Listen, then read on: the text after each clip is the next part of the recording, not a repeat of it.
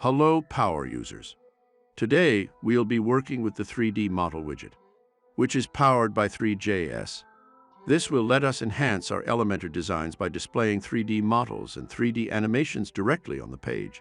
Moreover, we'll learn how to connect this 3D model with GSAP using another feature offered by Gloo to create captivating scrolling animations using 3D objects.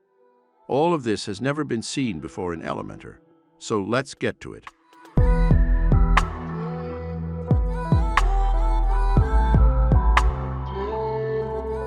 Let's first take a look at what we've done here using both of these incredible features. As you can see, the 3D model is moving and rotating, and the lighting too is changing as we scroll. This is all happening because GSAP is controlling the interactions with the 3D model that we set up in the 3D Model Widget. Hard to believe that this is all done using the Elementor editor.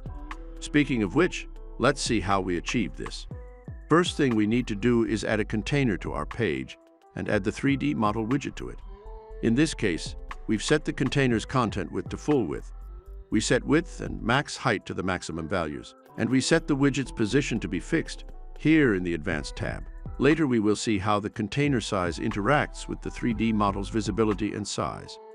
Inside the settings for our 3D Model Widget, we will have multiple options. Let's go over them one by one. The Model ID field is not the same as the CSS ID.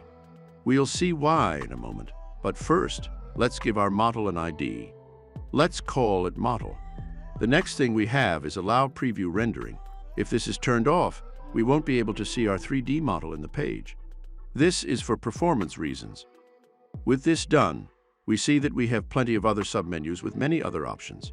First of which is Base File Settings. Here is where we upload our actual 3D model. What we want is GLB or GLTF files that come prepackaged with all of their textures. Some of them even come with their own animations, all contained within the single file. This file we have right now does not have animation, but we can work with an animated model just the same. Make sure the file size isn't too large, or this will heavily impact the page's performance. We can upload variations of the file, and even an environment file which will define reflections and background. The Canvas General settings allow us to set custom canvas sizes, which will change essentially the size of the model. This is independent from the size of the container the widget sits in, as we can see. This is because the size of the container impacts the amount of scrolling to be done if we're using this in a scroll trigger animation. And as such, we want it to be very large, but we want the model to not be stretched to the same massive size. As such, the canvas is set to be smaller. The base camera settings let us change certain camera parameters. The field of view represents the angular size of how much of our model is visible. Different values here will moreover influence how much the camera moves by when we change its position. The higher the FOV, the more the camera moves by each increment. The base 3D object settings let us resize, scale, rotate, and reposition our 3D model on the X, Y, and Z axis. It will also let us change the model's opacity. But since it's a 3D model, it's important to note that by having this at half values, we'll be able to see the back side of the model through the front side too. The base lighting settings let us change the lighting parameters. Ambient light is light that hits the model from all directions, and as such creates no shadows. Setting this to higher values essentially controls the brightness of the model. We can write any value we want, independently from the slider. We can, however, also enable directional lighting, which will create a light source, casting shadows according to its position. We can change the light color, and of course the light source's position. Base animation settings, should our 3D file come with an animation, will let us toggle the animation on and off and set the animation speed. If we want the animation to run only while scrolling using the GSAP Scrolltrigger feature, then this needs to stay toggled off. Otherwise, it will run at all times. For example, here on Sketchfab, we can see that this jellyfish has a swimming animation, which plays regardless of user interaction like rotation or zoom. Base interaction modes, once enabled, will let us select between drag to rotate and scroll to zoom, pan, or all three, letting our users manipulate the 3D model on the front end regardless of scrolling animation. The last option, but definitely not the least, is the sequence scene settings. Here, we can create an animation sequence by setting up scenes. If we toggle on display in preview mode, we'll see the new location we've set up for our model.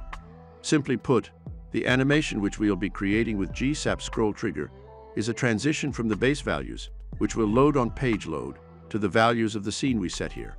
This is why each scene contains all the settings we've already seen. Some of them we haven't changed, which means they will be first fetched from the base values, and then, if yet another scene follows, they'll be fetched from there. It's important to give each scene an ID. Here are the scenes we've set up, from 1 to 4. Let's see how this looks on the front end. As soon as we load the page, the base values load. Then the model starts to transition to scene 1 values, then scene 2, then scene 3, and then we finish with scene 4. The stripe and text we see moving around are also done with GSAP Scrolltrigger, and they're a simple spacer and a heading widget. How did we make these animations between the scenes happen? Let's go to the page settings and find Interactor. Inside, we'll be able to enable GSAP. We'll then need to enable the timeline and timeline scrolling. We don't need to touch any of the parameters for this to work. And then here, we can add the GSAP events or tweens, as they're more properly called. We give it a title, a function between to or from. With 3D GSAP animations, we want to use the to function, which means we want to arrive to the scene parameters and not start from them. We want to go to the next scene, not start from it, which will create unsightly jumps in the animation. So all of our scenes here are set to function to. The trigger element is the ID of the container that contains the 3D model widget. We want to toggle on attached scene to use the 3D model widget. Now we can set the model ID, which is the ID we've set as the first thing in the widget, and the scene ID, which is the ID of the first scene we've set up inside the widget options. We want to show markers, which we'll take a look at in a moment, and we'll set up the canvas settings. Most of the times we may want to set top as the start and bottom as the end. But here, since we're essentially stacking 4 scenes, we've set the start of the first at top and the end at 25%, which represents a quarter of the whole viewport. The second one starts at 25%, and ends at 50%, and so on and so forth. This essentially splits the entire viewport in 4 parts, one for each scene and event. And here we see the markers on the side showing just that. The reason the start and end fields need 2 values each is that the first value is the reference point on the Scrolltrigger's trigger element, in this case our container, and the second value is the reference point on the viewport. As you can see, the end of the first one and the start of the second one match perfectly, and it's the same for each subsequent scene. This is because in this case, the trigger element is the same for all 4 of the events, or tweens, as it's usually the case when we use a single 3D model widget with GSAP Scrolltrigger animations. As we can see, only the mapped scene ID and the canvas settings change between the tweens.